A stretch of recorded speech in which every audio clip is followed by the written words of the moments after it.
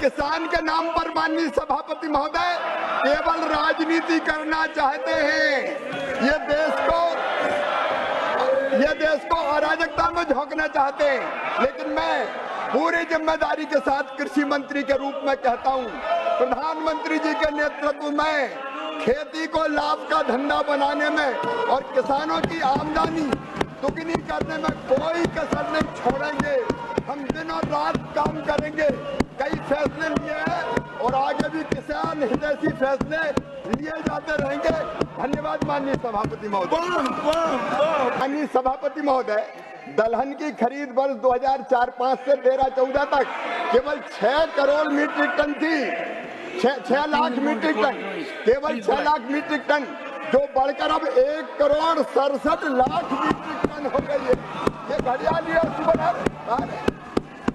माननीय सभापति महोदय, तिलहन की खरीद जब इनकी सरकार थी केवल 50 लाख मीट्रिक टन थी, जो बढ़कर 87 लाख मीट्रिक टन हो गई है। माननीय सभापति महोदय, ये बड़ी बातें कर रहे हैं।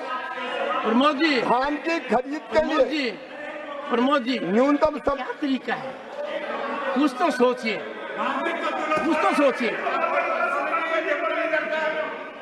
माननीय सभापति महोदय, माननीय मंत्री जी को सुनिए। माननीय सभापति महोदय, देखिए किसान को इनको क्या है कि कोई ऐसी चीज आनी चाहिए कि मैंने पार्टिसिपेट किया। अरे साहब, किसान का मामला है, मेरा तो जीव होता है। मैं जानना चाहता हूँ मंत्री जी से, आप कितना अच्छा सुझाव दिया। एक सुनिए, आज के प्रश्न का सबसे बड़ा फायदा है कि एक माननीय सदस्य ने चाय और कॉफी के बारे में इतनी गंभीर बात कही है जिसका नतीजा निकलेगा। मैं सार्थक चर्चा चाहता हूँ। बैठिए। हाँ, माननीय सभापति महोदय, कपास की गांठ ये खरीदते थे केवल 26 लाख, हमने बढ़ाकर 31.17 लाख कपास की गांठ खरीदी है। और माननीय सभापति महोदय, संस्थागत ऋण इनके समय ऊंचे ब्याज की दरों पर मिलता था केवल 7.3 लाख करोड़। ये नरेंद्र मोदी जी की सरकार है, 25 लाख करोड़ रुपए संस्थागत ऋण दिया जा रहा है। माननीय सभापति महोदय, जब इनकी सरकार थी धान की खरीद के लिए न्यूनतम समर्थन मूल्य से लाभान्वित किसान केवल 78 लाख थे, अब बढ़कर 1,83,82,248 हो गए। और माननीय सभापति महोदय, गेहूं के खरीद के लिए न्यूनतम समर्थन मूल्य से लाभान्वित होने वाले किसान केवल 20 लाख थे, जो 22,69,263 हो गए। और माननीय सभापति महोदय, मुझे इजाजत दीजिए, ये केवल राजनीति कर रहे हैं। स्वामीनाथन कमेटी की रिपोर्ट में जब ये कहा गया कि लागत पर 50% मुनाफा देकर समर्थन मूल्य घोषित करना चाहिए, यूपीए की सरकार ने, जब मनमोहन सिंह प्रधानमंत्री थे, उन्होंने साफ तौर पर यह कैबिनेट नोट है, मैं इसको सामने सदन के रखना चाहता हूं।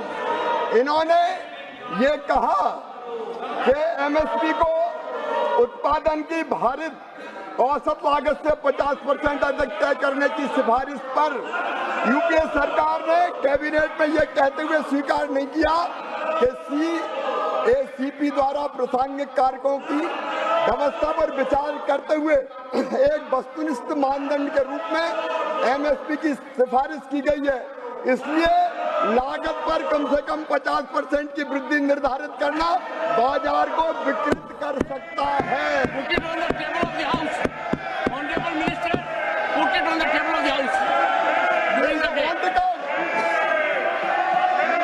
इन्होंने स्वामीनाथन आयोग की सिफारिश स्वीकार करने से इनकार कर दिया।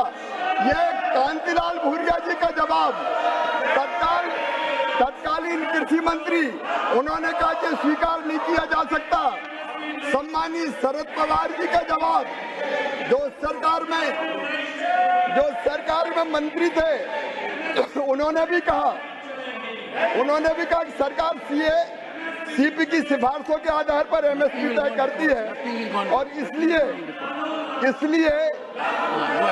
पहचानने की आवश्यकता है कि उत्पादन लागत और एमएसपी के बीच कोई आंतरिक संबंध नहीं हो सकता और उन्होंने इनकार कर दिया, इसको स्वीकार नहीं किया। ये मंत्री केवी थॉमस का जवाब, इस सिफारिश को सरकार ने स्वीकार नहीं किया है क्योंकि एमएसपी की सिफारिश कृषि लागत और मूल्य आयोग द्वारा वस्तुनिष्ठ मानदंडों के आधार पर प्रासंगिक कारकों की विविधता पर विचार करते हुए की जाती है। ये कैबिनेट नोट इनकी सरकार का, माननीय सभापति महोदय, मैं रखता हूं, लेकिन कैबिनेट नोट में इन्होंने राष्ट्रीय किसान आयोग द्वारा राष्ट्रीय नीति में शामिल न की गई सिफारिश, जब यह सिफारिश की गई कि एमएसपी उत्पादन की भारित औसत लागत से कम 50% से अधिक होना चाहिए, कैबिनेट नोट में यह लिखा एमएसपी की सिफारिश सीएससीपी द्वारा संबंधित घटकों की किस पर विचार करते हुए बस्ती पूरक मानदंड पर की जाती है, अतः लागत पर कम से कम 50% की वृद्धि निर्धारित करने से मंडी में विकृति आ सकती है। कुछ मामलों में एमएसपी व उत्पादन की लागत के बीच मैकेनिकल लिंकेज उत्पादक हो सकता है, इसे स्वीकार नहीं की जा सकता। ये इनका चेहरा है, ये मैं पटल पर रखता हूँ, ये बचा के रख लो, ये ले जाओ, ये दे दें, दे दिए, वो दे दिए, ये भी दे, ये इनका असली चेहरा है।